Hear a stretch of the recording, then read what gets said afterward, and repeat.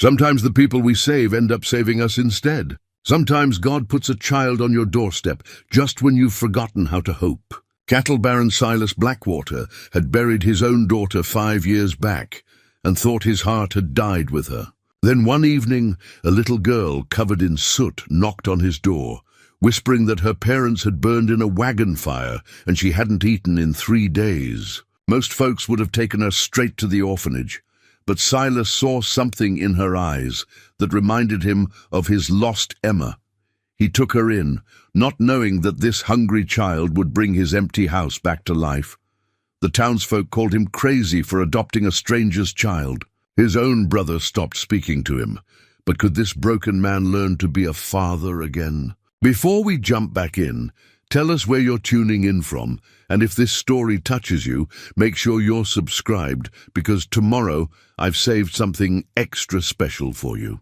The morning sun cast long shadows across the Blackwater Ranch, stretching from the main house to the corrals where cattle moved like dark patches against the golden grass. Silas stood on his front porch, coffee cup in hand, watching the familiar rhythm of ranch life unfold before him. At 53, he carried himself with the bearing of a man who had seen both war and peace, triumph and devastating loss. His weathered hands spoke of decades working the land, but his eyes, those grey eyes that had once sparked with laughter, held the distant look of someone who had learned to live with ghosts. The Blackwater spread encompassed nearly 10,000 acres of prime Montana grazing land, purchased with money earned through years of careful cattle trading and shrewd business decisions. The main house, a solid 2-story structure built from local timber and stone, sat like a fortress against the prairie winds.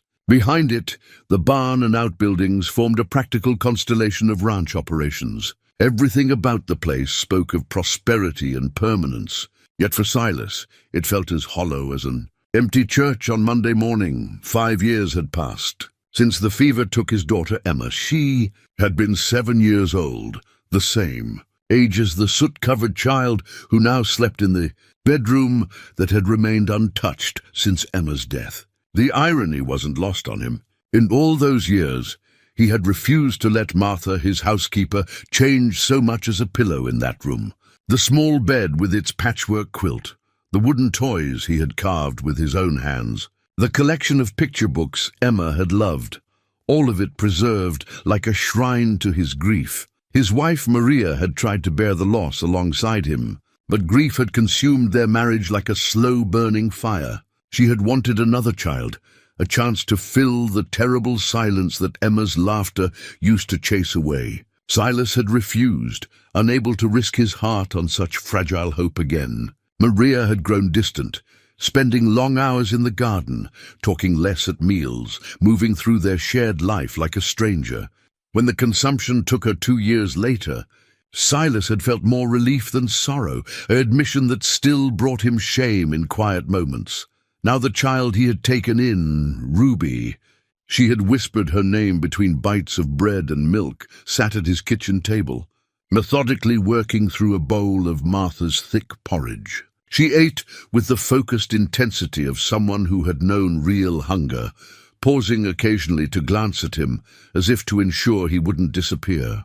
Her dark hair had been washed and braided by Martha's gentle hands, revealing a face that held an old soul's wisdom despite her tender years. "More?" Martha asked, hovering near Ruby's shoulder with the protective instincts of a grandmother. Martha Kellins had worked for the Blackwater family for 15 years, arriving as a young widow and growing into the backbone of the household. She was a sturdy woman with graying brown hair and hands that could gentle a spooked horse or produce a feast from seemingly empty cupboards. When Emma died, Martha had grieved alongside the family. When Maria passed, Martha had quietly taken over the household management without being asked. Ruby shook her head, setting down her spoon with careful precision. "Thank you, ma'am," she said, her voice still carrying the hoarse whisper of trauma and smoke. "It was very good." Silas found himself studying her mannerisms, the way she folded her hands in her lap, the careful politeness that spoke of proper upbringing. These were not the habits of a wild child or orphan raised rough. Her parents, whoever they had been, had taught her respect and gratitude. The sound of approaching horses drew his attention to the window. 3 riders crested the hill that led to his property, their silhouettes dark against the morning sky. Silas recognized them immediately, his brother Caleb, Dr. Henderson from town, and Reverend Morrison. Word traveled fast in a place like Gallows Ridge, and news of Silas taking in a strange child would have made the rounds before breakfast. Caleb Blackwater shared his brother's height and broad shoulders. But where Silas had grown quiet and inward after his losses, Caleb had remained gregarious and quick to smile. He owned the mercantile in town and served on the city council, making him one of the more influential voices in Gallows Ridge. The brothers had grown distant after Maria's death, not through animosity but through Silas's withdrawal from all human connection. Dr. Henderson, a thin man with kind eyes behind wire spectacles, had delivered Emma into the world and later watched helplessly as fever carried her away. He bore that particular burden that comes to country doctors, the weight of lives he couldn't save alongside the joy of those he could. Reverend Morrison represented the moral conscience of Gallows Ridge, a man whose sermons about Christian charity were backed up by personal action. He had officiated at Emma's funeral and Maria's, speaking words of comfort that Silas had barely heard through his grief. Ruby looked up from her empty bowl as the sound of voices carried from the front porch. Her eyes found Silas's face, searching for reassurance. "Are they here about me?" she asked. The directness of the question caught him off guard. Most 7-year-olds would have hidden or cried. Ruby simply waited for the truth. "Probably," he said. "But you don't need to worry. This is your home now." Something shifted in her expression, not quite relief, but a settling, as if she had been holding her breath and could finally exhale. She nodded once, a gesture that reminded him so powerfully of Emma that his chest tightened. Martha appeared in the kitchen doorway. "Mr. Silas, your brother and the others are asking to speak with you. I told them you were having breakfast." "Send them in," Silas said. Ruby should hear what they have to say. The 3 men filed into the kitchen, their boots loud on the wooden floor. Caleb removed his hat, his eyes immediately going to Ruby. "Well now," he said, his voice gentle, "you must be the young lady causing all the excitement in town." Ruby stood, smoothing her borrowed dress, one of Emma's old ones that Martha had quickly altered. "Yes, sir. I'm Ruby." Dr. Henderson stepped forward, his medical instincts taking precedence over social pleasantries. "I'd like to examine you, child, if that's all right. Make sure you're healthy and haven't suffered any serious harm." "Ruby," Silas said, "would you go with Dr. Henderson and Martha? They want to make sure you're feeling well." She looked at him for a long moment, then nodded. "Yes, Papa," she said, the words slipping out naturally, as if she had been testing it in her mind and found it fit. The 3 men watched her leave with Martha and the doctor, their attention immediately shifting to Silas. Caleb was the first to speak. "Papa, is it?" "That was quick." "She's been through trauma," Silas said, settling into his chair with deliberate calm. "Children need stability." Reverend Morrison pulled out a chair and sat across from him. "Silas, what do you know about this child? Where did she come from?" "Her parents died in a wagon fire. She walked here looking for help." The facts were simple, but Silas could see the questions forming in their eyes. "Just like that?" Caleb asked. "You found her on your doorstep and decided to keep her?" "Something like that." Caleb exchanged a look with the Reverend. "Brother, I know you've been grieving. We all understand that. But taking in a strange child isn't the answer to missing Emma." The words hit harder than Caleb had probably intended. Silas felt his jaw tighten. "This isn't about Emma. This child needed help, and I provided it." "There are proper channels," Caleb continued. "The orphanage in Cedar Falls takes in children. They have experience with warehousing unwanted children until they're old enough to work," Silas interrupted. "I know what those places are like. Ruby stays here." Reverend Morrison leaned forward. "Silas, I admire your compassion. The Lord calls us to care for orphans and widows. But adoption is a serious commitment. This child will need schooling, proper guidance, a woman's influence as she grows. You're a single man living alone on a ranch. I have Martha. And Ruby can attend the schoolhouse in town once she's settled." If the townsfolk accept her, Caleb said quietly. People are already talking, Silas. Some are saying you've lost your mind with grief. Others are wondering where she really came from, why her parents were traveling through Gallows Ridge. Silas studied his brother's face. What are you really asking, Caleb? I'm asking if you've thought this through. Taking in an orphan is admirable, but what if her family comes looking? What if there are relatives who have legal claims? What if she's running from something? The questions hung in the air like smoke. Silas had wondered the same things himself, but seeing Ruby's trust, hearing her call him Papa, it had awakened something in him that had been dead for 5 years. Then we'll deal with it when it happens. Dr. Henderson returned to the kitchen, Ruby walking quietly beside him. She's remarkably healthy, he announced. Some minor cuts and bruises, signs of recent hardship, but nothing serious. She's a strong child. Ruby returned to her seat beside Silas, her small hand briefly touching his arm. A gesture of belonging that wasn't lost on the other men. Reverend Morrison smiled at her. Ruby, can you tell us about your family? Where were you traveling from? She looked at Silas first, receiving his encouraging nod. We were coming from Denver. Papa, my first papa, he had business here. Mama said we were going to start fresh somewhere new. Her voice remained steady, but her hand found Silas's arm again. What kind of business? Caleb asked gently. I don't know, sir. Grown-up business. Papa had papers he carried in a special pouch. He said they were important. Dr. Henderson knelt beside her chair. Ruby, about the fire, do you remember what happened? Her composure wavered slightly. The men came at night. Papa told me to hide in the woods. I heard shouting, then I saw the flames. When I came back, everything was gone. What men? Caleb's voice sharpened. I don't know. Papa told me to run and not come back until morning. But when morning came, she trailed off, her eyes finding Silas's face again. Silas felt something cold settle in his stomach. This wasn't a simple wagon accident. Ruby, did these men see you? I don't think so. Papa made me promise to stay hidden no matter what I heard. The men exchanged glances, heavy with implication. Reverend Morrison cleared his throat. Well, that settles it then. This child has been through enough trauma. Whatever questions remain can wait until she's had time to heal. Caleb stood, clearly wanting to say more, but recognizing the protective wall that had formed around Ruby. Silas, if you need anything, supplies, help with arrangements, you know where to find me.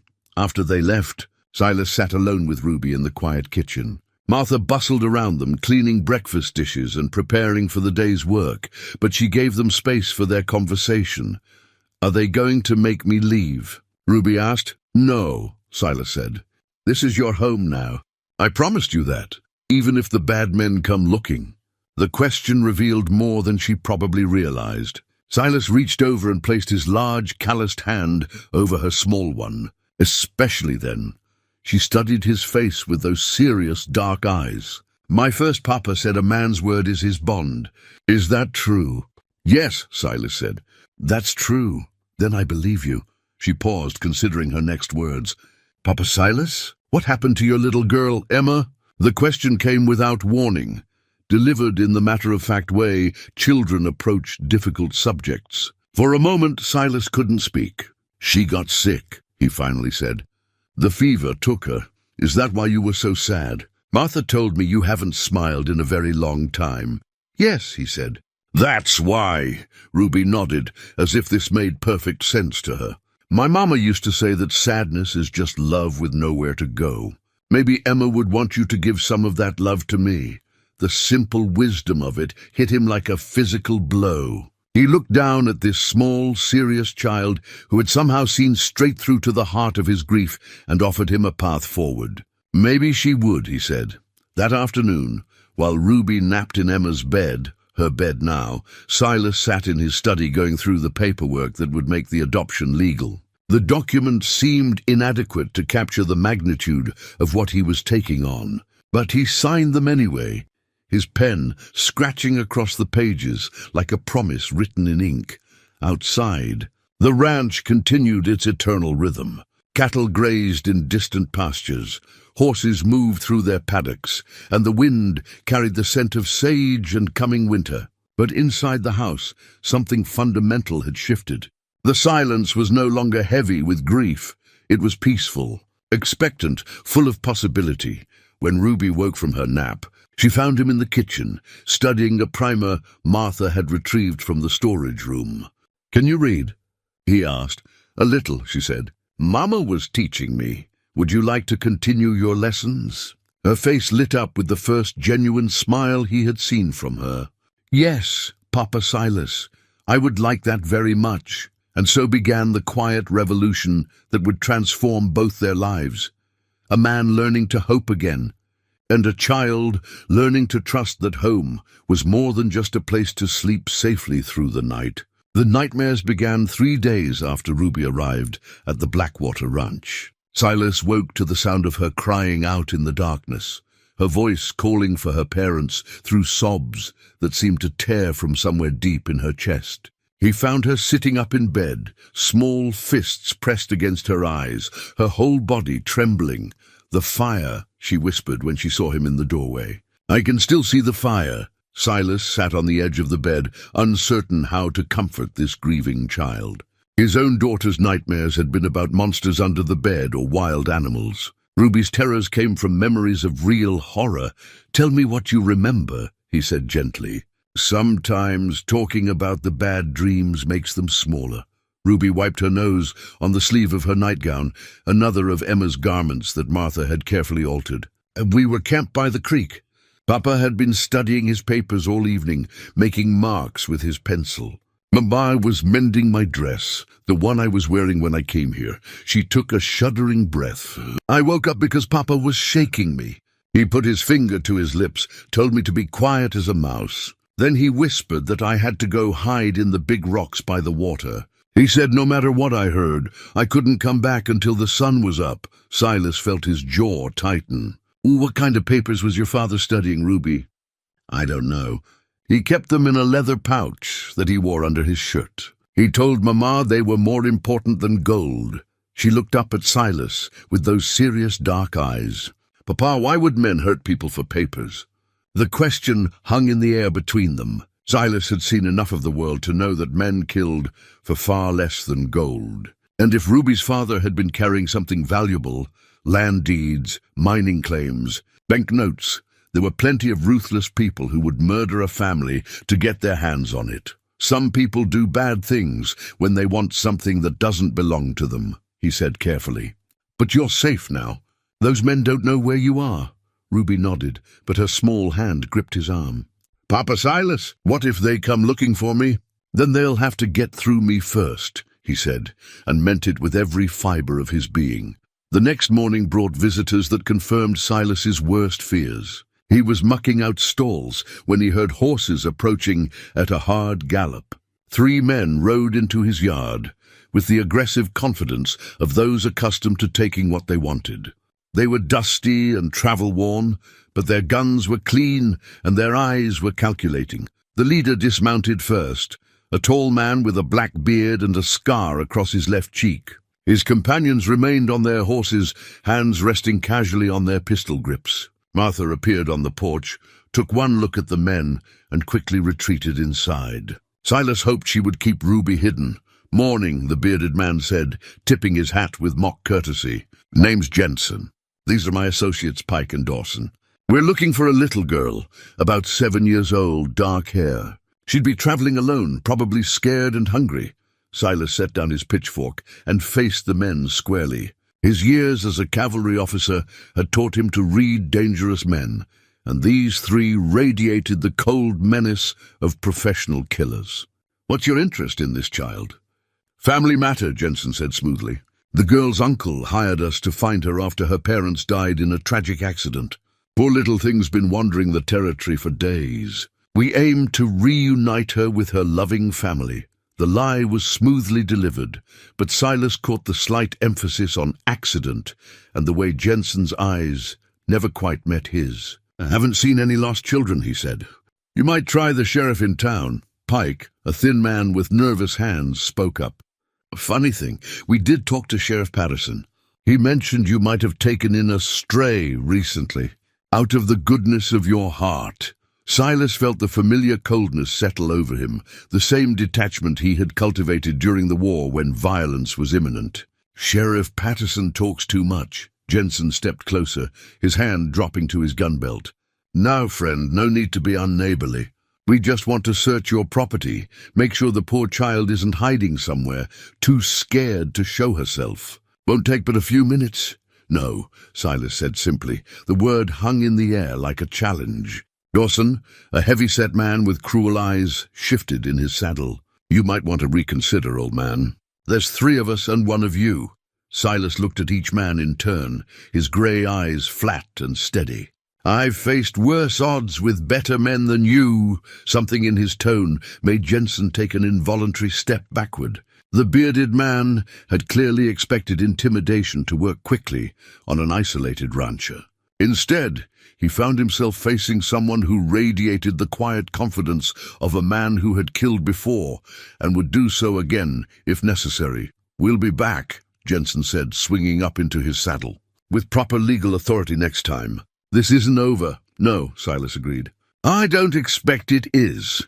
The 3 men rode away, but not far. Silas could see them making camp in the grove of cottonwoods about a mile from his property line. They weren't leaving. They were positioning for a siege. He found Ruby in the kitchen with Martha, both of them pale with fear. Ruby had clearly been listening at the window, and her small face was tight with terror. They were lying, she whispered. I don't have any uncles. Papa told me we had no family left except each other. Silas knelt beside her chair. Ruby, I need you to tell me everything you remember about your parents. Where you came from, why you were traveling, anything your father might have said about his business. She closed her eyes, concentrating. We lived in Denver, but not for very long. Before that, we were in Kansas. Papa said we moved around because of his work. She opened her eyes. He was always writing letters and sending telegrams. Mama said he worked for the government, but it was secret work, Martha gasped. A federal man? Oh, Mr. Silas, if those killers murdered a federal agent, they're not going to take Ruby, Silas said firmly. Whatever her father was carrying, whoever wants it, they'll have to go through me first. That evening, Ruby sat beside him on the front porch, watching the distant campfire of the men who wanted to take her away. She was wearing one of Emma's old dresses, her dark hair braided with ribbons Martha had found in a sewing basket. To any observer, she looked like any rancher's daughter, enjoying a quiet evening with her father. Papa Silas, she said, are you afraid? The question surprised him. Of those men? No. Then why do your hands shake a little when you think I'm not looking? Silas glanced down at his hands, startled to realize she was right. I'm not afraid of fighting, Ruby. I'm afraid of losing you. She reached over and took his hand in both of hers. You won't lose me. I promise. You can't promise that, sweetheart. Those men are dangerous, and they want something they think you have. Ruby was quiet for a long moment, staring out at the darkening prairie. Papa, my first papa, he told me something the night before they came. He said, if anything ever happened to him and Mama, I should remember that the most important things aren't made of gold or silver. They're made of love and truth. He sounds like a wise man. He was. And he taught me that good people don't let bad people win, even when it's hard. She looked up at Silas with absolute trust. You're a good person, Papa Silas, and good people always find a way. Later that night, after Ruby had finally fallen into an exhausted sleep, Silas sat in his study cleaning his old service revolver. The weapon was well maintained, despite years of disuse, its blue steel gleaming in the lamplight. He had hoped never to use it again, but some choices were made for a man by circumstances beyond his control. Martha appeared in the doorway with a cup of coffee and the grim expression of someone who had seen enough of life to know when trouble was coming. Those men aren't going away, are they? No, Silas said, checking the cylinder. They're not. What will you do? Silas holstered the weapon and looked toward the ceiling, where Ruby slept peacefully in her new bed. Whatever I have to. Outside, the wind picked up, carrying the scent of approaching weather. Storm clouds gathered on the horizon, and Silas found himself hoping the rain would hold off. He had a feeling that before this was over, he would need clear skies and steady ground. In her room, Ruby stirred in her sleep. Her small hand clutching the wooden horse Silas had carved for Emma years before. Even in dreams, she held tight to the symbols of safety and love, trusting that the man who had promised to protect her would keep his word no matter the cost. The war for Ruby's future was about to begin, and Silas Blackwater was ready to fight it. Dawn broke grey and cold over the Blackwater ranch, with heavy clouds promising rain before nightfall. Silas had risen before sunrise to prepare defensive positions around the house, checking sight lines, ensuring his rifle was positioned where it would do the most good, and quietly instructing his ranch hands to stay close to the bunkhouse unless absolutely necessary. Ruby woke to find him at the kitchen table, methodically loading cartridges into his gun belt. She watched him work with the serious attention she gave to everything these days, as if she were trying to memorize each moment in case it was taken away. "Are we going to have to fight them today?" she asked, sliding into her chair for breakfast. "I hope not," Silas said, buckling the belt around his waist. "But I want to be ready if we do." Martha appeared with a plate of biscuits and eggs, her movements brisk with worry. "Child, you eat every bite," she commanded Ruby. "Growing girls need proper nourishment, especially when there's trouble brewing." Ruby obediently began eating, but her eyes kept returning to the gun at Silas's hip. "Papa Silas, have you ever had to shoot anybody before?" The question was asked with the matter-of-fact directness that children brought to difficult subjects. Silas considered how to answer truthfully without frightening her more than she already was. "During the war, yes," he said, "but only to protect good people from bad ones." She nodded, as if this made perfect sense. "Like protecting me from those men." Exactly like that.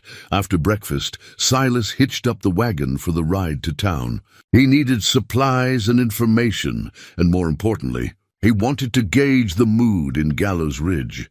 If Sheriff Patterson was working with the men who wanted Ruby, Silas needed to know who else he could trust. "Can I come with you?" Ruby asked, appearing at his elbow with a hopeful expression. "Not today, sweetheart. I need you to stay here with Martha where it's safe." Ruby's face fell, but she didn't argue. "Will you be back for lunch?" "I'll be back," he promised, lifting her chin with one finger. "That's a promise you can count on." The ride to Gallows Ridge took 40 minutes across rolling prairie that was starting to show the brown edges of approaching winter. The town was typical of Montana settlements, a main street lined with businesses, side streets housing residences, and the ever-present smell of horses, dust, and human ambition. Silas tied his horse outside Caleb's mercantile and pushed through the door, setting the bell jingling. Caleb was behind the counter, tallying inventory in a leather-bound ledger. He looked up when Silas entered, his expression immediately shifting to concern. "Brother, you look like you haven't slept. Had some visitors yesterday," Silas said. 3 men claiming to be looking for Ruby, on behalf of her family. Caleb's pen stopped moving. "What kind of men?"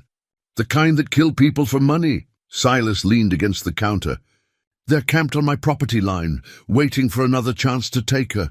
"Good Lord!" Caleb set down his pen. "Silas, maybe you should consider—" "No." The word came out harder than Silas had intended. "I'm not giving her up to men who murdered her parents." "How can you be sure that's what happened?" "Because Ruby told me the truth about what she saw that night. Her father wasn't just any traveler. Caleb, he was carrying something important enough that men were willing to commit murder to get it." Caleb was quiet for a long moment, processing this information. "What do you need from me?" "I need to know who I can trust in this town. If Sheriff Patterson is in their pocket, there might be others." "Patterson's been acting strange lately," Caleb admitted. "New clothes, expensive boots, paying off debts he's carried for years. Some folks are wondering where the money's coming from." Silas felt his stomach tighten. A corrupt sheriff could make legal trouble that would be harder to fight than simple gunmen. "What about Doc Henderson?" "Reverend Morrison. Solid as granite, both of them. And there are others. Tom Bradley at the bank, the widow Morrison, most of the ranchers in the area. Good people who believe in doing what's right." The bell jingled again, and Dr. Henderson entered, his medical bag in hand. He nodded to both brothers, then fixed his attention on Silas. "I hear you had some unwelcome visitors yesterday." News travels fast. In a town this size, everything travels fast. Henderson's expression was grim. Silas, I treated a man about a week ago. Gunshot wound, claimed it was a hunting accident. But the wound was wrong for that, and he was asking a lot of questions about recent arrivals, especially children. Silas felt ice in his veins. What did this man look like? Thin, nervous hands, kept looking over his shoulder. Rode with 2 other men who waited outside my office. The description matched Pike, one of the men from yesterday. They had been in the area longer than Silas had realized, which meant they were organized and patient, dangerous qualities in an enemy. Doc, Silas said carefully, if someone were to bring you medical questions about a child, say, wanting to verify her age or identity, what would you tell them? Henderson's eyes sharpened with understanding. I tell them that medical information about my patients is confidential, and anyone wanting such information would need proper legal authority. And if they claim to have legal authority, I'd want to see documentation from a judge I recognized, not some territorial marshal badge that could be bought from a catalogue. Henderson leaned closer. Silas, that little girl is lucky to have found you. Whatever those men want with her, it isn't reunion with loving family. After leaving the mercantile, Silas stopped by the church, where he found Reverend Morrison tending to his small garden behind the parsonage. The minister looked up from his tomato plants, his weathered face creasing into a smile that faded when he saw Silas's expression. Trouble? Morrison asked, straightening slowly, the kind that follows a man whether he wants it or not. Silas explained about the 3 gunmen and their interest in Ruby. Morrison listened without interruption, his expression growing increasingly grave. I'll speak to the congregation on Sunday, Morrison said when Silas finished. There are good people in this community who won't stand by and watch a child be handed over to killers. I appreciate that. Reverend, but I don't want innocent people getting hurt because of my choices. Morrison fixed him with a steady look. Silas, taking in that child wasn't just your choice. It was a calling. Sometimes God puts us exactly where we need to be, even when we don't understand why. He paused, especially when we don't understand why. The ride home was tense, with Silas constantly scanning the horizon for signs of the 3 men. The storm clouds had thickened, and the first fat raindrops began to fall as he reached his property line. He could see the smoke from their campfire, still visible through the cottonwoods. Ruby ran to meet him as he pulled the wagon up to the house, her face bright with relief.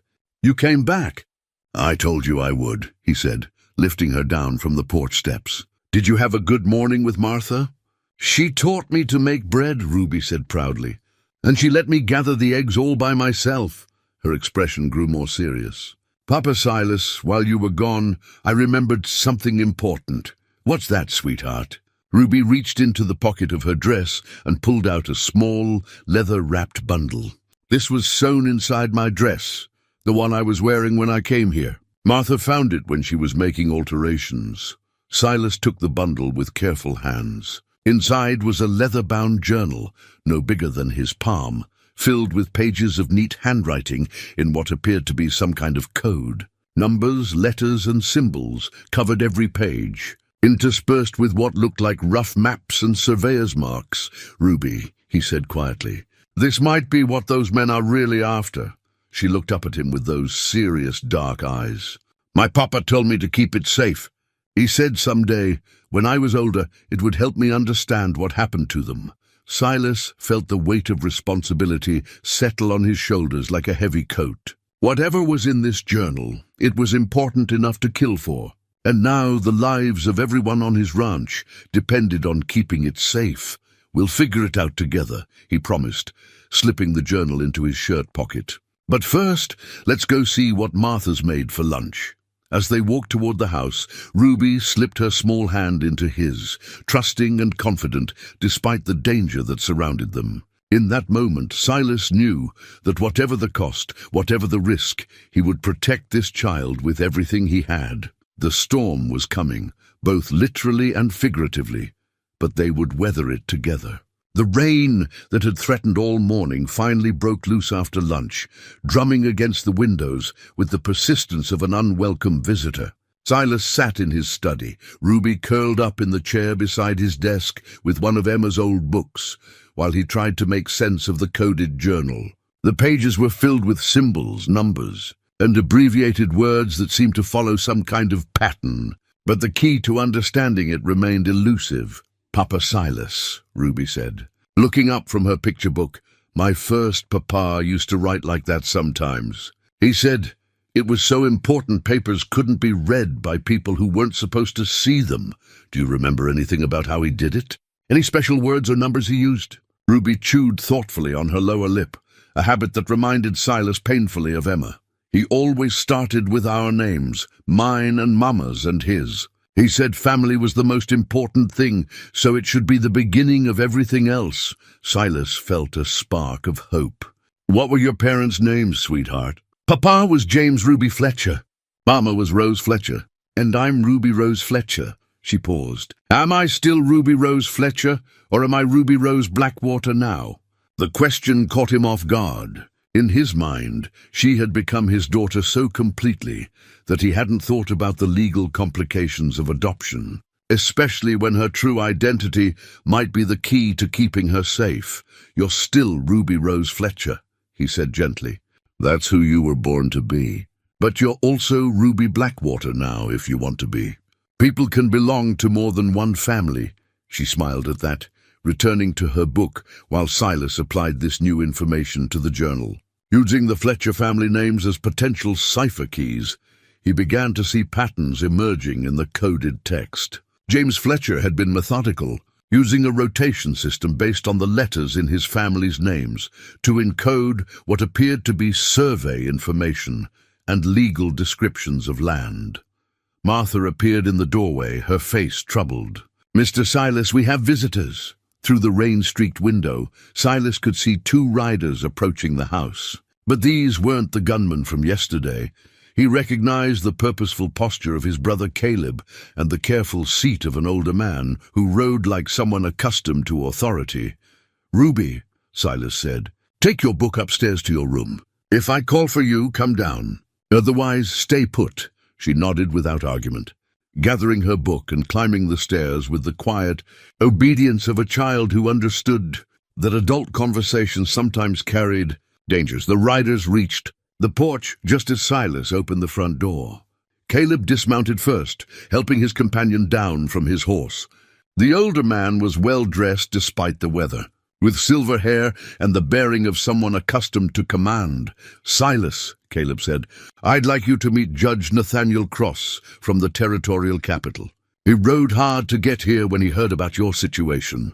Judge Cross stepped forward, water dripping from the brim of his hat. "Mr. Blackwater, your brother tells me you've taken in a child whose parents were murdered by men claiming to be bounty hunters." "That's right," Silas said, stepping aside to let them enter. "And those same men are camped on my property, waiting for another chance to take her." Once they were settled in the parlor with coffee and towels, Judge Cross got straight to business. "Mr. Blackwater, I need you to understand the legal complexities of your situation. If these men have any kind of official documentation, even fraudulent papers, they might be able to compel local authorities to surrender the child to them. Sheriff Patterson already seems friendly to their cause," Caleb added grimly. Judge Cross nodded. "Patterson sent a telegram yesterday requesting territorial support for what he called a custody dispute. I came personally because something about his request didn't sit right with me." Silas felt his jaw tighten. "What kind of support?" "He's asking for a territorial marshal to enforce what he claims is a federal custody order. But I've checked with federal authorities, and no such order exists. So the sheriff is definitely working with them. It appears so. Which means you need legal protection immediately." Judge Cross leaned forward. "Mr. Blackwater, I can issue temporary guardianship papers right now, making you the child's legal guardian until proper investigations can be completed. But I need to see the child and get her statement on record."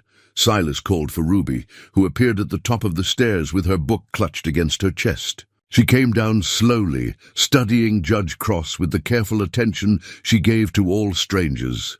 "Ruby," Silas said gently, This is Judge Cross. He's here to help make sure you can stay with me." Judge Cross smiled at her, his stern features softening. "Hello, Ruby. I need to ask you some questions about what happened to your parents. Do you think you can do that?" She looked at Silas, receiving his encouraging nod. "Yes, sir." What followed was a careful questioning that revealed more details about the night her parents died. Ruby's account was clear and consistent. Her father had been a federal land surveyor, traveling with important documents about territorial land claims. Men had come in the night demanding the papers. When her father refused, they had killed both parents and burned the wagon to destroy evidence. "And you're certain these same men are the ones who came here yesterday?" Judge Cross asked. "Yes, sir. I recognized their voices." Judge Cross made careful notes, then looked up at Silas. "Mr. Blackwater, this child is a witness to federal crimes, murder of a government agent and destruction of federal property. She's under federal protection now, and anyone attempting to harm her will answer to territorial authorities." Relief washed over Silas. But Judge Cross wasn't finished. "However, you need to understand that this protection comes with responsibilities. Ruby will likely need to testify when these men are brought to trial, and there may be other dangerous people involved in whatever conspiracy killed her parents." Ruby had been listening to this adult conversation with the seriousness of someone far older than her years. "Judge Cross," she said quietly, "what will happen to the bad men? If they're found guilty of the crimes you've described, they'll face justice under federal law," he replied gently. "Will they hang?" The blunt question surprised the adults. Judge Cross considered his answer carefully. "Ruby, that would be up to a jury to decide. But men who murder families don't often get second chances." She nodded, satisfied with this explanation. "Good. My papa always said bad people should face consequences for their choices." That evening, after Judge Cross and Caleb had returned to town with the signed guardianship papers, Silas sat with Ruby on the front porch, despite the continuing rain. The overhang kept them dry while they watched lightning flicker in the distance. "Papa Silas," Ruby said, "am I going to have to go to court and talk about what happened to my parents?" "Probably, when you're older and stronger. But I'll be with you. Promise?" "Promise." She was quiet for a while, swinging her legs from the porch chair that was still too big for her. "I've been thinking about what Mama used to say, about sadness being love with nowhere to go. I think maybe helping catch the bad men is a good place for that love to go." Silas looked down at this remarkable child who continued to surprise him with her wisdom and courage. "I think your Mama would be proud of how brave you're being. And Emma too." "Emma too," he agreed, his voice thick with emotion. Later that night, as Ruby slept peacefully upstairs, Silas continued working on her father's journal. The legal protection was welcome, but he suspected the real key to ending this threat lay in understanding what James Fletcher had discovered that was worth killing for. The journal was beginning to reveal surveyors' notes about mineral rights and land claims, but there was something bigger hidden in the coded entries. Something that had cost 2 people their lives and put their daughter in mortal danger. Whatever secrets the journal held, Silas was determined to uncover them before more blood was shed. The storm passed during the night, leaving the morning air crisp and clean. Ruby woke early, her small bare feet pattering down the stairs to find Silas already in the kitchen, coffee cup in hand, studying her father's journal by lamplight. She climbed into the chair beside him, tucking her nightgown around her legs. "Did you figure out more of Papa's secret writing?" she asked, peering at the pages covered in his careful notations. "Some of it," Silas said. "Your father was very thorough. He was documenting something big, bigger than just ordinary land surveys." Ruby picked up one of his pencils and began copying some of the symbols onto a spare piece of paper, her tongue poking out slightly in concentration. "Mama said Papa was helping the government make sure bad people didn't steal land that belonged to everybody." "What kind of bad people?" "Rich men who wanted to take land away from farmers and Indians and make it theirs instead." She looked up from her copying. "Papa said some men think money makes them better than other people, but it just makes them greedier." Silas studied her serious little face. At 7 years old, Ruby had already learned lessons about human nature that many adults never grasped. Her father had clearly been more than just a surveyor. He had been investigating land fraud on a massive scale. Martha appeared with breakfast, her movement still carrying the nervous energy that had possessed her since the gunman's visit. "Those men are still out there," she reported. "I can see smoke from their camp. They're waiting," Silas said. "The question is for what?" The answer came later that morning, in the form of Sheriff Patterson and 2 men Silas didn't recognize. They rode up to the house with official pomposity, Patterson carrying a rolled document like it was a royal decree. Silas stepped onto the porch, his hand resting casually on his gun belt. Behind him, he could hear Martha hurrying Ruby upstairs. "Morning, Blackwater," Patterson said, dismounting with obvious reluctance. "I've got a federal custody order here. You need to turn over the child." "Let me see that paper," Silas said. Patterson unrolled the document and held it up, but when Silas reached for it, the sheriff pulled it back. "You can look but not touch. Official federal business." Even from a distance, Silas could see the document was poorly forged. The seal was wrong, the paper too new, and the language too formal for legitimate federal orders. But more telling was Patterson's nervousness and the way the 2 strangers kept looking toward the tree line where the real gunman waited. "That's not a real federal order," Silas said calmly. "You calling me a liar?" Patterson's hand moved toward his gun. "I'm calling you a corrupt fool who's about to find out what happens when you threaten federal witnesses."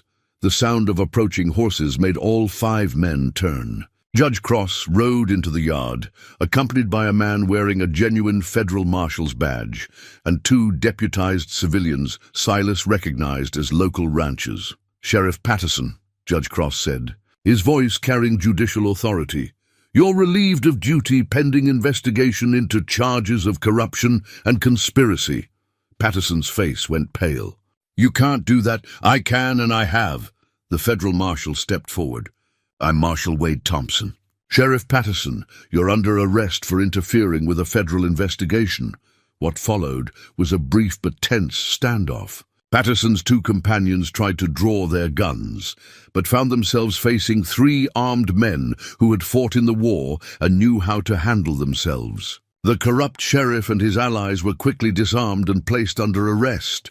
"Mr. Blackwater," Marshal Thompson said, after securing the prisoners, "I understand you have information relevant to the murder of federal land surveyor James Fletcher." "I do," Silas confirmed. "And I have his daughter's testimony about what she witnessed.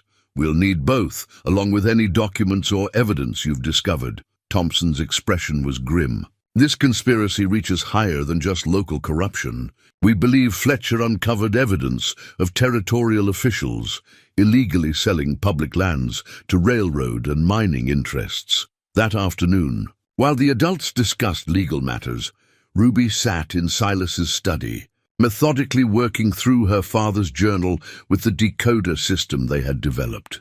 Her small fingers traced the symbols with growing understanding. "Papa Silas," she called out, excitement in her voice. "I think I found something important."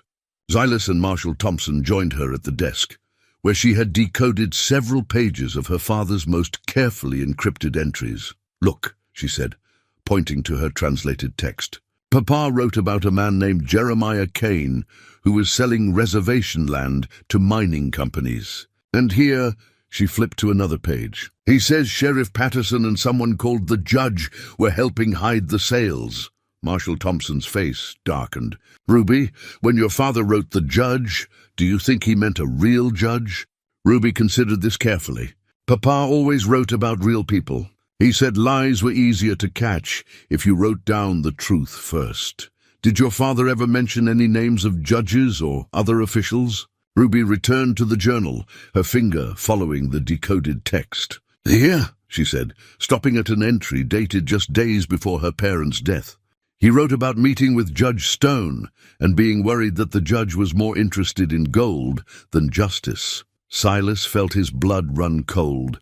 Judge Stone was the territorial judge who had appointed Patterson as sheriff. If he was part of the conspiracy, It meant the corruption reached to the highest levels of territorial government. Marshal Thompson was already reaching for paper and pen.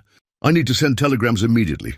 If Judge Stone is involved, he may try to have federal charges dismissed or transferred to his court." That evening, as Ruby helped Martha prepare dinner, Silas stood watch on his front porch. The gunman's camp was still visible, but now it was surrounded by federal agents and local volunteers. The immediate threat to Ruby had diminished, but Silas knew the larger danger was just beginning to unfold. Ruby appeared at his elbow with a cup of coffee and her serious expression. "Papa Silas, are we going to have to leave here?" "Why would we leave?" "Because of all the trouble. Sometimes when there's too much trouble, people have to go away and start over somewhere safe." Silas knelt down to her level, looking into those dark eyes that had seen too much for someone so young. "Ruby, this is your home now. Our home. Whatever happens with the bad men and the courts and all the rest of it, you belong here with me, even if it's dangerous. Even then," he paused, choosing his words carefully, "your first papa died protecting something important. He died making sure the truth would come out someday. We're not going to run away from that truth.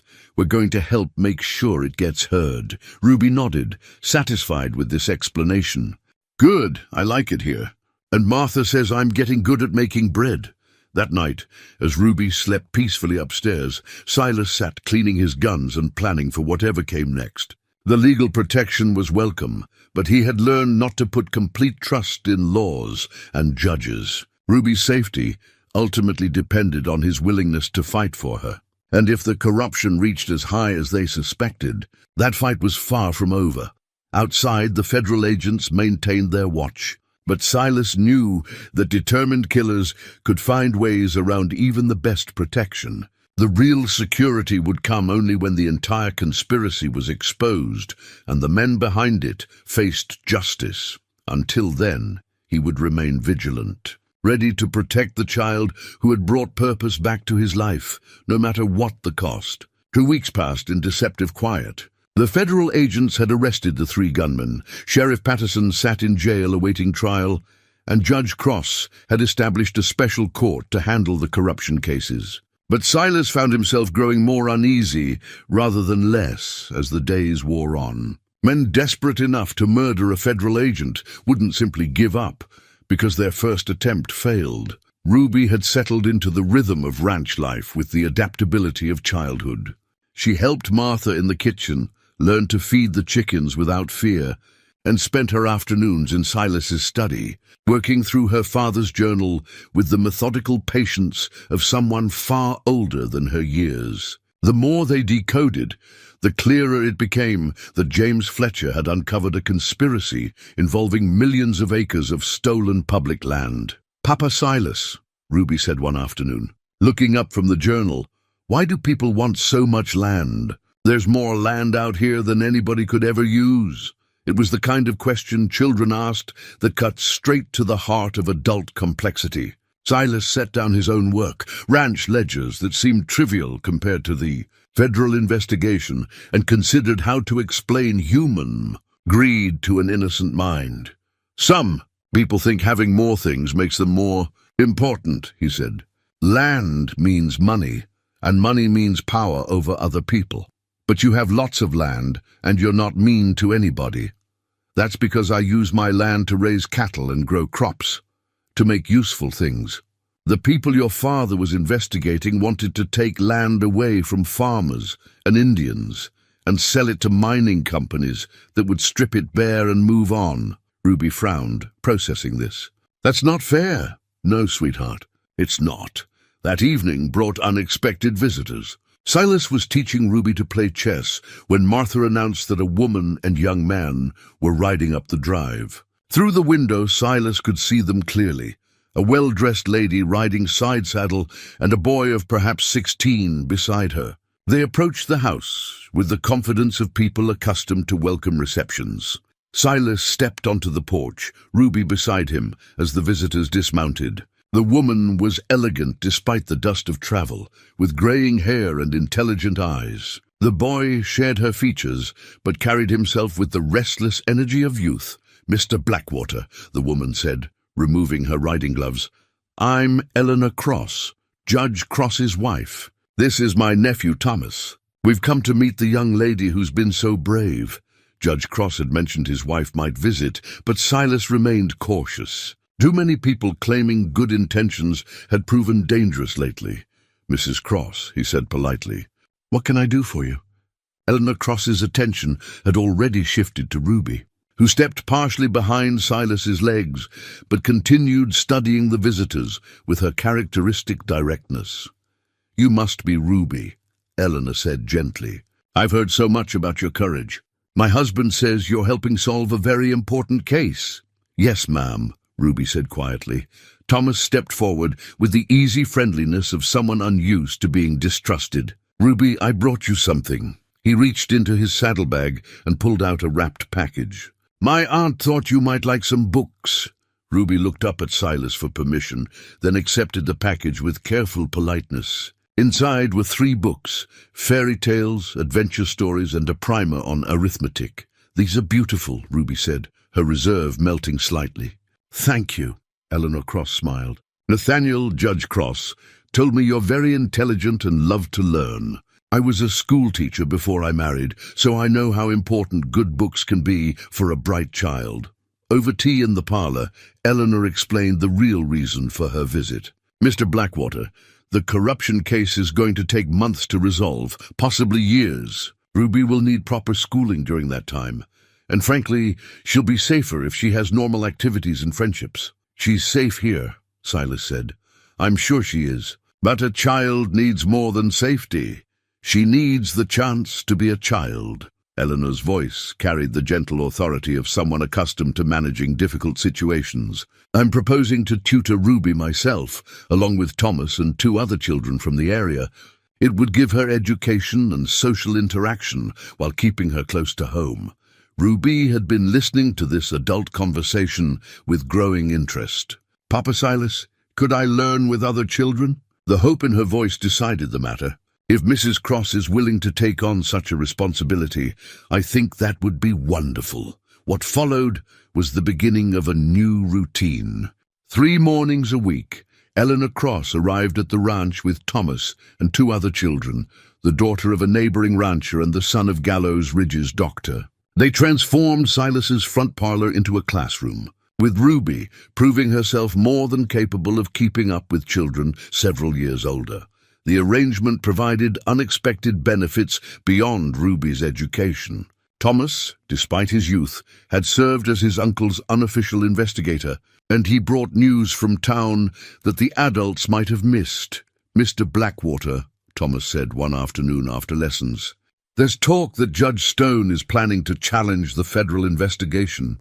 He's claiming territorial courts have jurisdiction over land disputes." Silas felt the familiar cold knot in his stomach. "What kind of challenge?" "Legal motions to have Ruby's testimony declared inadmissible because she's too young. And he's questioning whether the federal government has authority over territorial land sales." That evening, after the tutoring group had departed, Silas sat on his front porch with Ruby, watching the sunset paint the prairie in shades of gold and crimson. She was reading one of her new books, occasionally looking up to share an interesting passage or ask about an unfamiliar word. "Papa Silas," she said during one of these pauses, "Mrs. Cross says I'm very smart for my age. Do you think that's true?" "I think you're one of the smartest people I've ever met, regardless of age." This seemed to satisfy her.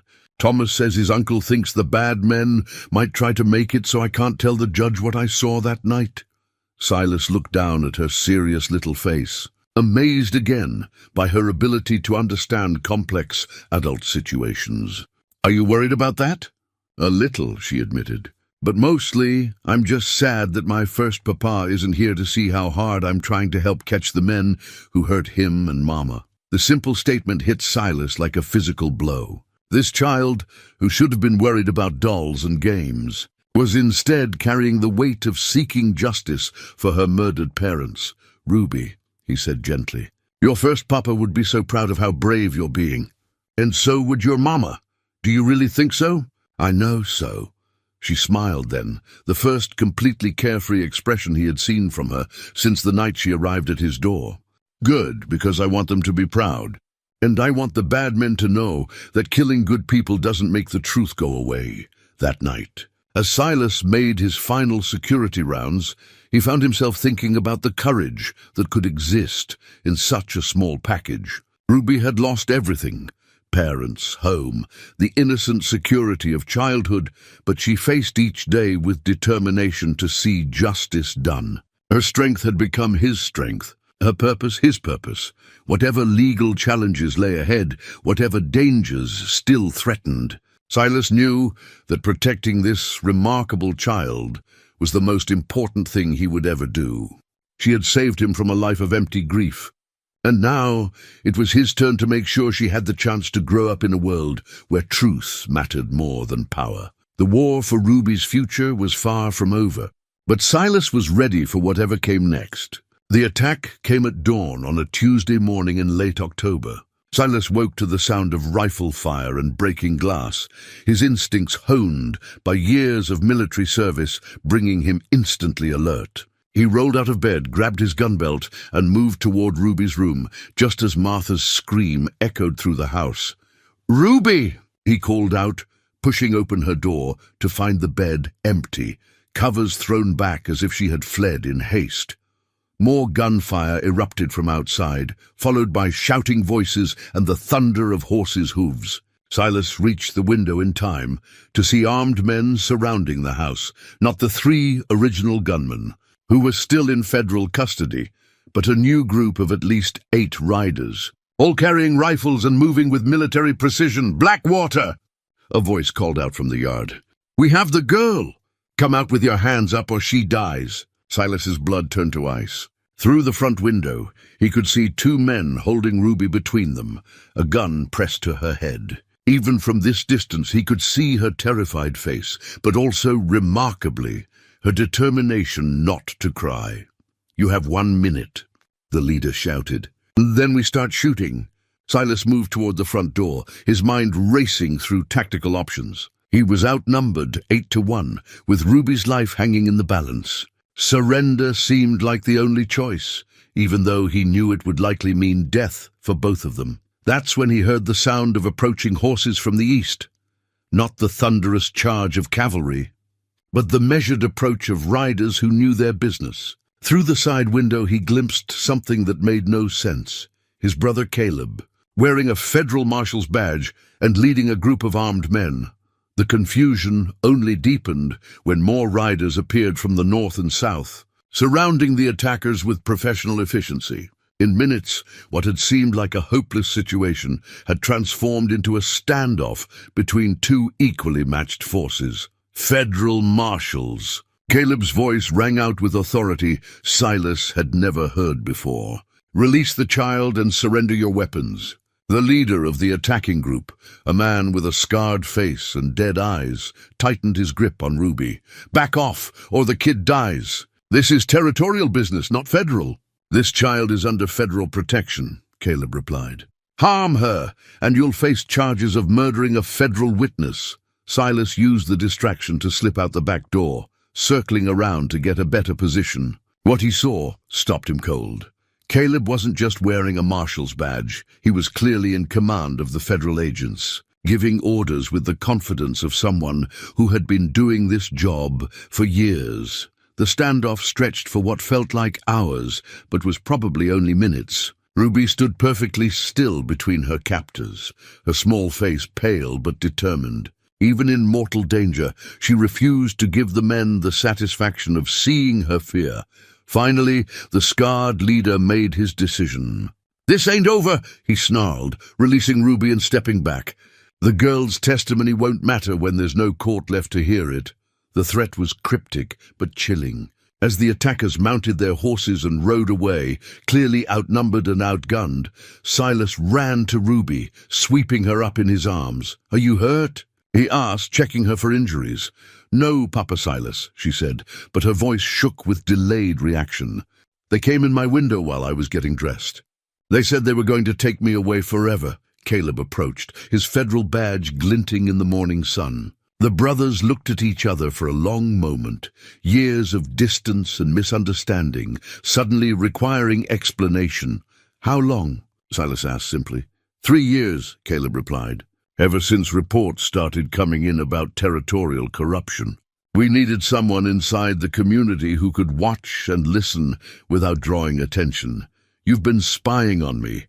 I've been protecting you. And everyone else in Gallows Ridge who might get caught up in this mess." Caleb's expression was serious. "Silas, this conspiracy reaches higher than we thought. Judge Stone isn't just taking bribes, he's the head of the entire operation. And he's planning something big." Marshal Thompson joined their conversation, his face grim. "Mr. Blackwater, we intercepted telegrams this morning. Judge Stone is planning to have Ruby declared mentally incompetent to testify.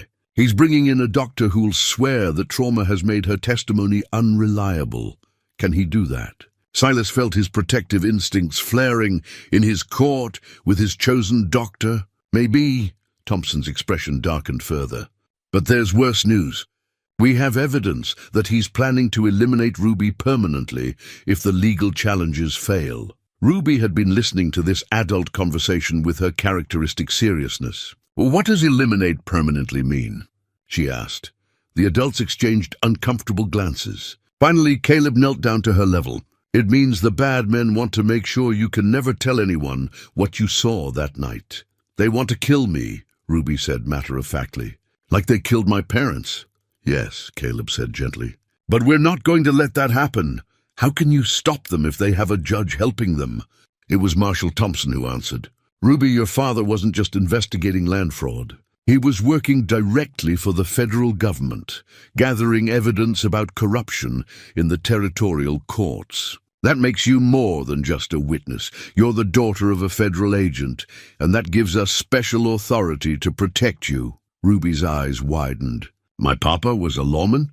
"He was a federal investigator, working undercover to catch the bad men." Thompson smiled at her. "He was very brave, just like you've been, that afternoon." While Ruby napped under Martha's watchful eye, Silas sat with Caleb in the study, trying to process everything that had changed in a single morning. "Why didn't you tell me?" Silas asked. "All these years, letting me think you'd given up on family because I needed you to act naturally," Caleb interrupted.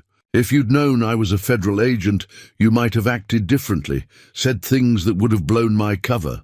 The corruption network has eyes and ears everywhere, and taking in Ruby, was that part of some federal plan?" Caleb's expression softened. "No, brother, that was all you. When I saw you with that child, saw how she brought life back to your eyes, that was the first time in years I remembered why I was fighting so hard to stop these men." They sat in comfortable silence for a while, the weight of deception lifting between them. Finally, Silas asked the question that mattered most. "What happens now?" "Now we end this," Caleb said. "We have enough evidence to bring down the entire conspiracy. But we need Ruby's testimony to make the charges stick. Judge Stone knows this, which is why he's getting desperate, and if he tries to eliminate her again, then he'll discover that the Blackwater brothers are harder to kill than he thinks." That evening, Ruby sat between the two brothers on the front porch, listening as they explained what would happen next. There would be a trial, but not in Judge Stone's court. Federal authorities were taking over the case entirely. Ruby would need to testify, but she would be protected by federal marshals at all times. "Will the bad men go to jail forever?" Ruby asked. "If we do our jobs right, yes," Caleb said. "Good." Ruby's voice carried a satisfaction that seemed far older than her years. "My papa always said that justice might be slow, but it was sure. I think he would like knowing that his work is finally going to help catch all the bad men." As the stars came out over the Montana prairie, Silas felt something he hadn't experienced in years. Hope, not just for Ruby's safety, but for the possibility that good could triumph over evil, that truth could defeat corruption, and that family bonds could survive any deception when they were rooted in love. The war for Ruby's future was entering its final phase, and for the first time since she had arrived at his door, Silas believed they might actually win it. The federal courthouse in Helena was nothing like the simple territorial building where Judge Stone had planned to silence Ruby forever. Built of solid stone and designed to intimidate, it represented the full authority of the United States government, authority that even corrupt territorial judges couldn't challenge. Silas stood outside the imposing building with Ruby, both dressed in their finest clothes for the most important day of their lives together. Ruby wore a blue dress that Martha had sewn specially for the occasion, her dark hair braided with ribbons. Despite her careful preparation, Silas could see the tension in her small shoulders. The way her hands gripped the small leather pouch containing her father's journal. "Papa Silas," she said quietly, "what if I forget what to say? What if I'm too scared to talk?" Silas knelt beside her, adjusting the silver locket at her throat. Emma's locket, which had become Ruby's most treasured possession. "Sweetheart, you've been the bravest person I know since the night you knocked on my door. All you have to do in there is tell the truth about what you saw. The truth has power all its own." Judge Cross approached from across the street, his formal robes replaced by a simple suit that made him seem more like a grandfather than a territorial official. "Ruby, my dear, are you ready for this?" She nodded solemnly. "Yes, sir.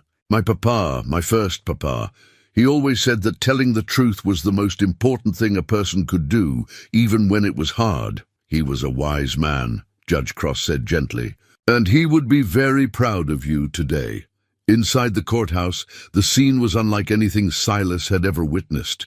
Federal prosecutors had assembled evidence from across 3 territories, documents, witness statements, financial records that painted a picture of corruption reaching into the highest levels of territorial government.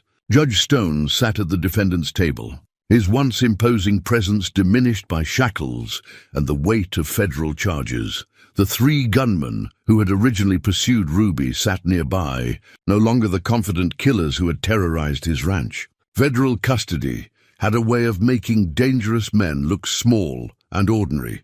But it was the sight of Sheriff Patterson, slumped in defeat, that drove home how completely their conspiracy had unraveled. Marshal Thompson approached Silas with a final briefing.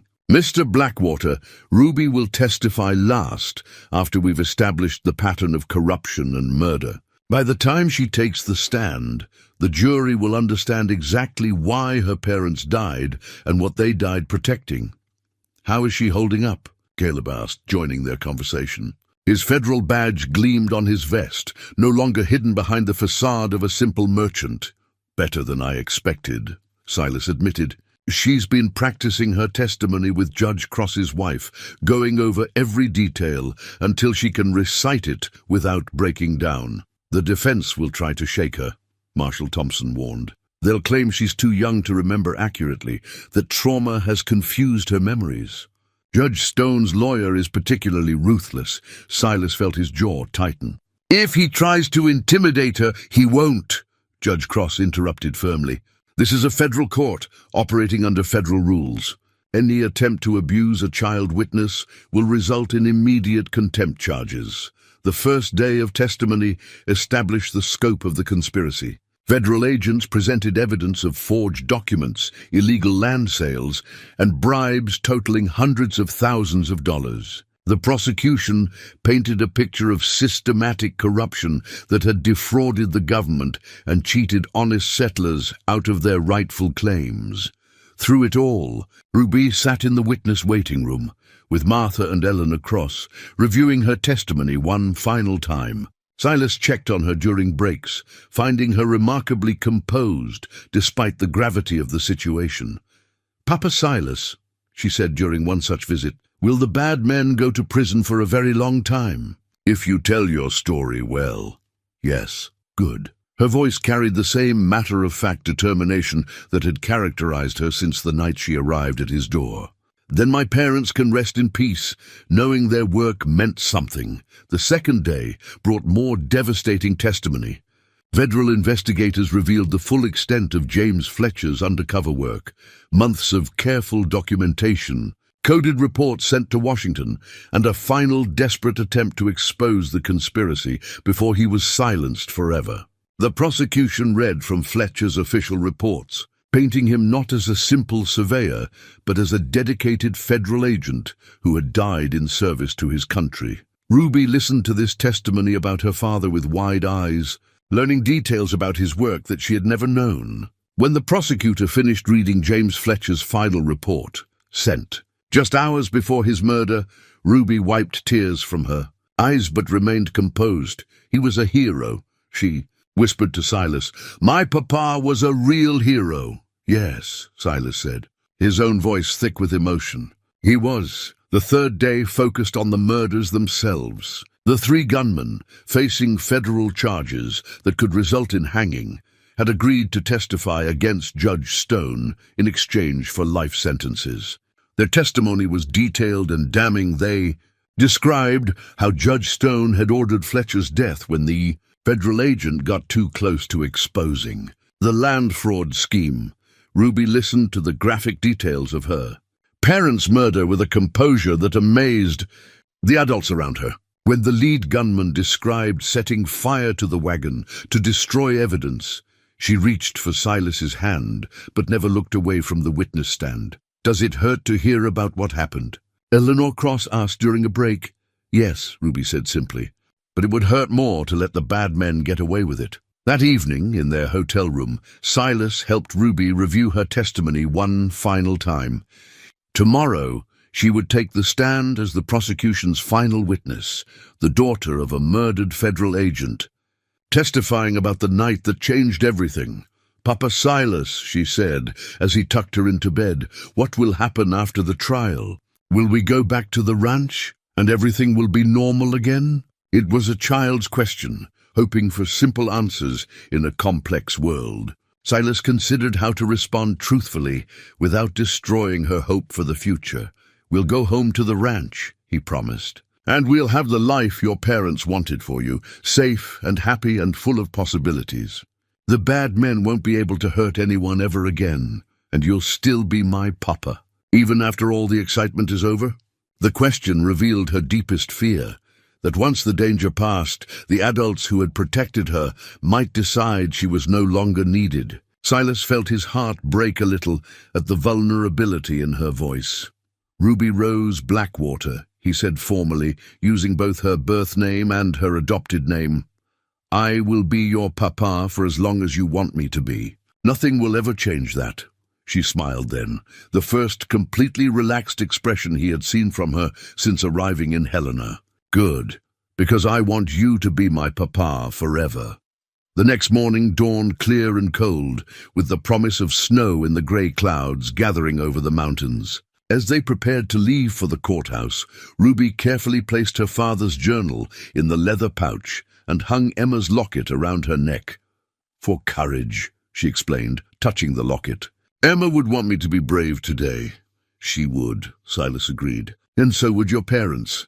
At the courthouse, a crowd had gathered to witness the final day of testimony. Word had spread throughout the territory about the corruption trial, and honest settlers who had been cheated by the land fraud scheme had come to see justice served. Ruby walked through the crowd, holding Silas's hand, her small chin lifted with determination. She was no longer the frightened, hungry child who had knocked on his door months ago. She was a federal witness, the daughter of a hero, ready to speak truth to power regardless of the consequences. Are you ready? Judge Cross asked as they reached the courthouse steps. Ruby looked up at Silas, receiving his encouraging nod. Yes, sir. I'm ready to tell everyone what really happened to my parents. Then let's go make sure justice is served, Judge Cross said, as they climbed the courthouse steps together. Silas felt a profound sense of pride in this remarkable child who had become his daughter. Whatever happened in that courtroom, Ruby would face it with courage and grace, honoring her parents' memory while building a future worth living. The moment of truth had arrived, and they would meet it together. The courtroom fell silent as Ruby Rose Fletcher walked to the witness stand, her small hand raised to take the oath that would make her testimony official. At 8 years old, her birthday had passed quietly during the preparation for trial. She was the youngest witness anyone present had ever seen testify in a federal case. Do you swear to tell the truth? The whole truth and nothing but the truth. So help you God? The bailiff asked. "I do," Ruby said clearly, her voice carrying to every corner of the packed courtroom. Federal Prosecutor William Hayes approached the witness stand with gentle deference, understanding that his entire case hinged on this child's ability to recount the most traumatic night of her life. "Ruby, can you tell the court your full name?" "Ruby Rose Fletcher. But I'm also Ruby Rose Blackwater now, because Papa Silas adopted me." A murmur of sympathy rippled through the courtroom. Judge Stone's lawyer, a thin man named Cromwell, objected immediately. "Your Honor, the witness's adoption status is irrelevant to the charges." "Overruled," Federal Judge Morrison replied firmly. "The witness may identify herself as she chooses." Prosecutor Hayes smiled encouragingly at Ruby. "Ruby, do you remember the night your parents died?" "Yes, sir. I remember everything. Can you tell us what happened, starting from the beginning?" Ruby took a deep breath, her small hands folded carefully in her lap. "We were camped by Willow Creek, about 2 days' ride from Gallows Ridge. Papa, my first papa, had been working on his papers all evening. He always worked on papers after supper." "What kind of papers?" "Maps and numbers and letters in secret writing. He told Mama they were very important for his work with the government." Defense Attorney Cromwell stood. "Objection. Hearsay. And the witness is too young to understand the significance of documents." "Your Honor," Prosecutor Hayes replied, "the witness is testifying to what she personally observed and heard. Her father's statements are admissible as declarations against interest." Overruled. "Continue, Ruby." Ruby nodded solemnly. "That night, Papa woke me up by shaking my shoulder very gently. He put his finger to his lips like this." She demonstrated the gesture. "He whispered that I had to go hide in the big rocks by the creek. He said no matter what I heard, I couldn't come back until the sun came up." "Did your father seem frightened?" "Not frightened, worried, like when he was trying to solve a very hard problem." Ruby paused, remembering. "He hugged me extra tight and told me he loved me. Then he said I was the bravest girl in the world, and I had to be brave for just a little while longer." The courtroom was absolutely silent, every person hanging on her words. "What happened after you hid in the rocks?" I heard men's voices, loud and angry. They were asking Papa about papers and where he kept important things. Papa kept saying he didn't know what they meant. "Could you see what was happening?" "A little through the rocks. There were 3 men with guns. They had Papa and Mama sitting by the fire." Ruby's voice remained steady, but Silas could see her gripping the arms of the witness chair. He wanted desperately to comfort her, but knew she had to finish this alone. What did the men want? They wanted Papa's papers. The leader, he had a black beard and a scar on his face. He kept saying Papa was a federal spy, and they knew he had evidence about stolen land. Defense Attorney Cromwell objected again. "Hearsay and speculation by a child witness. Overruled. The witness is recounting what she directly observed." Prosecutor Hayes continued carefully. "Ruby, what happened next?" "Papa told them he would never give them the papers because they belonged to the government. He said stealing land from farmers and Indians was wrong, and he was going to make sure everyone knew what they had done." Ruby's composure began to crack slightly, tears gathering in her eyes. "Then the man with the scar got very angry. He said Papa had a choice, give them the papers or watch his family burn." The courtroom collectively held its breath. Papa looked right at the man and said, "Go to hell." Then they started shooting. Ruby's voice broke on the last words, tears finally spilling down her cheeks. Judge Morrison called for a brief recess, and Silas was allowed to approach the witness stand to comfort his daughter. "You're doing beautifully, sweetheart," he whispered, offering her his handkerchief. "Your parents would be so proud. It's hard, Papa Silas, I know. But you're almost finished. Just a little bit more and then we can go home." When court resumed, Ruby had composed herself enough to continue. Prosecutor Hayes approached with even greater gentleness. "Ruby, I know this is difficult. Can you tell us what happened after the shooting?" "I stayed hidden like Papa told me to. I heard Mama screaming, then more shooting, then everything got quiet. After a while I smelled smoke." "What did you do then?" "I waited until morning, just like Papa said. When the sun came up, I went back to our camp." Her voice dropped to barely above a whisper. Everything was burned. Papa and Mama were gone. The silence in the courtroom was profound, broken only by the sound of several spectators quietly weeping. "Ruby," Prosecutor Hayes said gently, "the 3 men who came to Mr. Blackwater's ranch looking for you, were they the same men who killed your parents?" "Yes, sir. I recognized their voices, especially the one with the black beard. Are those men in this courtroom today?"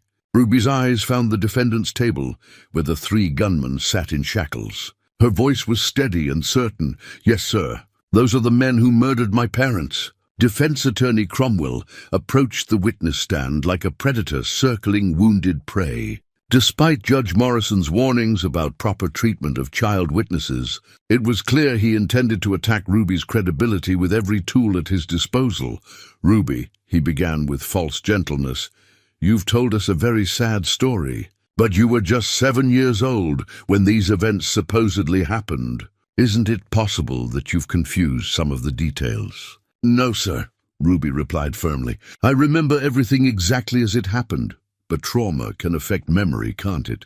Especially in children. Isn't it possible that fear made you imagine things that weren't really there?" Ruby straightened in her chair, her voice gaining strength. "Sir, I may be young, but I'm not stupid. I know what I saw, and I know what I heard." A ripple of approval went through the courtroom spectators, quickly silenced by Judge Morrison's gavel. Cromwell pressed harder. "You claim these men were asking about papers. But how could a 7-year-old understand complex discussions about land fraud and federal investigations?" "Because my papa explained his work to me," Ruby said. "He said children were smarter than most grown-ups thought, and if they were old enough to ask questions, they were old enough to get honest answers." "How convenient. And I suppose you also claim to understand the coded journal you've been carrying around?" Prosecutor Hayes objected, but Ruby answered before the judge could rule. "Yes, sir, I do understand it. Papa taught me the code because he said if something ever happened to him, I might need to protect his work." She reached into her pouch and withdrew the journal. "Would you like me to read some of it to you?" Cromwell had clearly not expected this response. "That won't be necessary." "I think it would be very necessary," Ruby interrupted with startling authority. "This journal contains my papa's reports about Judge Stone and Sheriff Patterson and all the other men who were stealing land from honest people." Judge Morrison leaned forward. "Ruby, would you please read one entry from your father's journal?" Ruby opened to a page she had marked with a ribbon. October 12, 1875. Meeting confirmed with Subject J. Stone. Subject demanded additional payment for expedited land transfers. Quote, "The federal boys are asking too many questions. We need to move faster or shut down the whole operation." Unquote. Subject appeared nervous, mentioned concerns about federal surveillance. The courtroom erupted in whispers.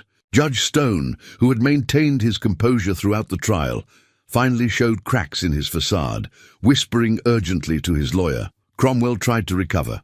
A child reading coded symbols could interpret them as anything. "Objection," Prosecutor Hayes called out. "The defense attorney is arguing with the witness." Sustained. "Mr. Cromwell, confine yourself to questions." But Cromwell had lost his rhythm. His attempts to portray Ruby as a confused child were crumbling against her clear, detailed responses and her obvious intelligence.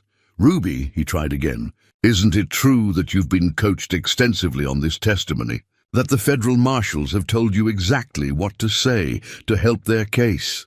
Ruby's eyes flashed with indignation.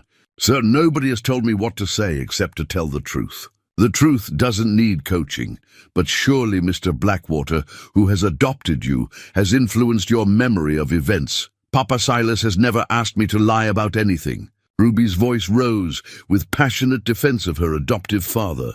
"He told me to tell exactly what I saw and heard, nothing more and nothing less. That's what I've done." Silas felt his heart swell with pride at her fierce loyalty, even as he worried about her emotional state. Cromwell made one final desperate attempt. "Ruby, wouldn't you like to put this all behind you? Wouldn't it be easier to admit that maybe you don't remember everything clearly, so you can go home and be a normal little girl instead of a witness in a murder trial?" Ruby was quiet for a long moment, considering the question with the seriousness she brought to all important matters. When she spoke, her voice carried a maturity that silenced the entire courtroom. "Sir, I will never be a normal little girl. Normal little girls don't watch their parents get murdered.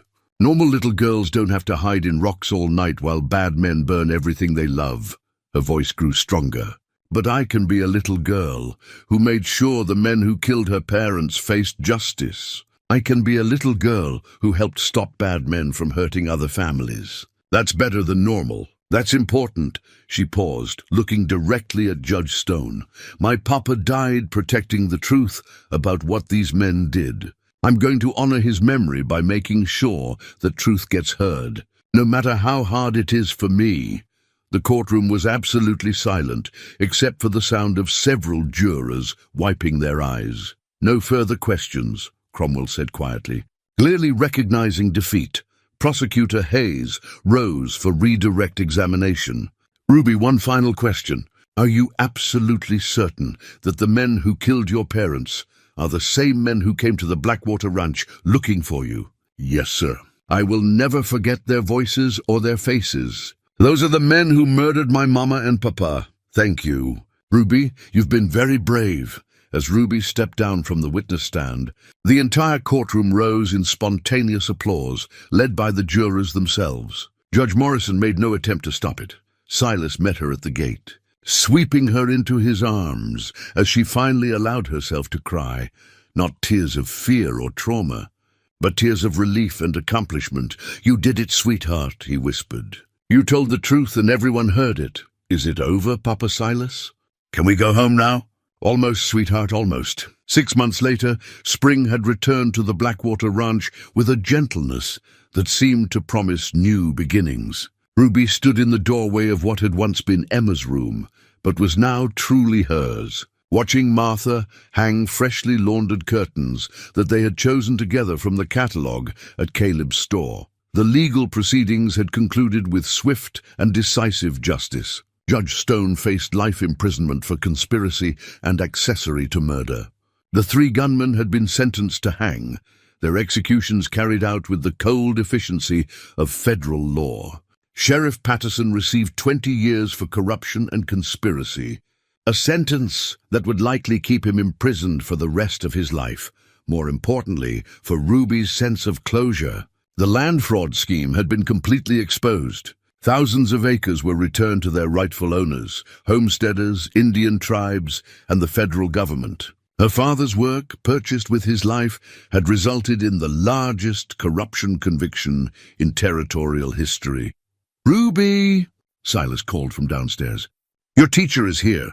Ruby bounded down the stairs, her dark hair flying behind her. The regular tutoring sessions with Eleanor Cross had evolved into a more formal education arrangement, with Ruby proving herself capable of work well beyond her 8 years. Today brought special significance. Eleanor was bringing the results of Ruby's examination for advanced placement in the territorial school system. Eleanor Cross sat in the parlor, a thick folder of papers spread before her, and a smile that could only mean good news. "Ruby, my dear," she said as the child settled beside her on the sofa, "I have wonderful news about your academic testing."